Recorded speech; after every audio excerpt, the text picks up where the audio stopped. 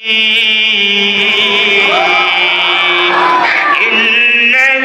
لمن المرسلين على صراط مستقيم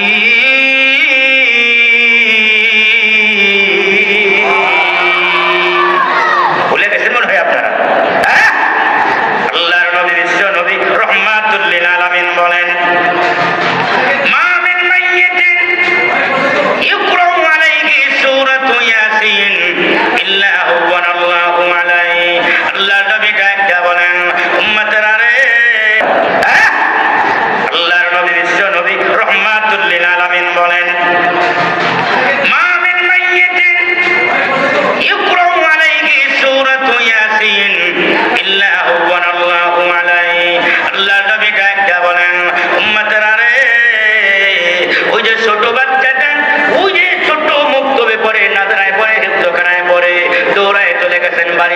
বাবার মাথার কাছে বসে সূরা ইয়াসিনের তেলাওয়াত করতেছে।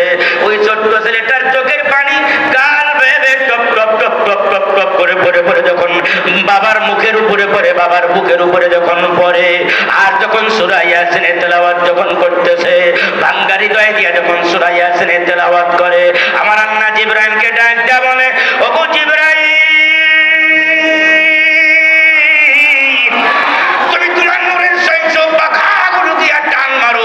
মুহূর্তের ভিতরে গিয়া আমার ওই বান্দার কাছে হাজির হইয়া দাও।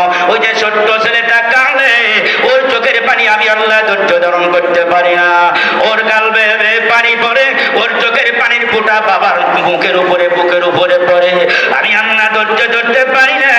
যাও, আমি আল্লাহ আমার সূরা ইয়াসিনের বদলে যেই সূরা ইয়াসিনকে তামাম কোরআনের জন্য আমি আল্লাহ রূহ হিসাবে নাযিল করেছি, কলব হিসাবে নাযিল করেছি, সূরা ইয়াসিনের ওসিলায় আমি আল্লাহ ওই ছোট্ট বান্দার, ছোট্ট আপনার মাসুম ছেলেটার চোখের পানির ওসিলায় আমি আল্লাহ এই মুহূর্তে আমার বান্দার মৃত্যুর সাকরাতুল মওতার যন্ত্রণা আমি আল্লাহ লাঘব করে দিলাম।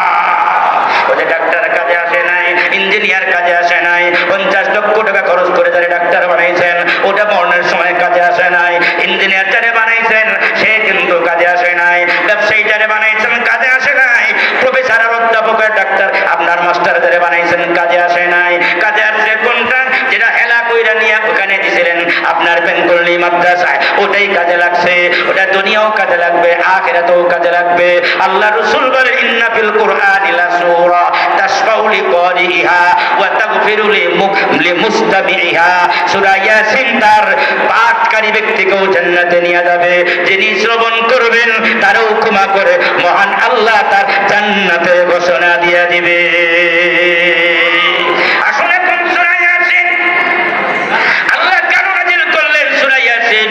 আল্লাহর নবী বিশ্ব নবী রহমাতুল লিল আলামিন যখন কালেমার দাওয়াত যখন আরম্ভ করে দিলেন, আবু জেহেল, উতবা, সাইবা তারা আপনার গ্রামে গ্রামে করে, শহরে নগরে বন্দরে করে আর ডাক দেয়া বলে,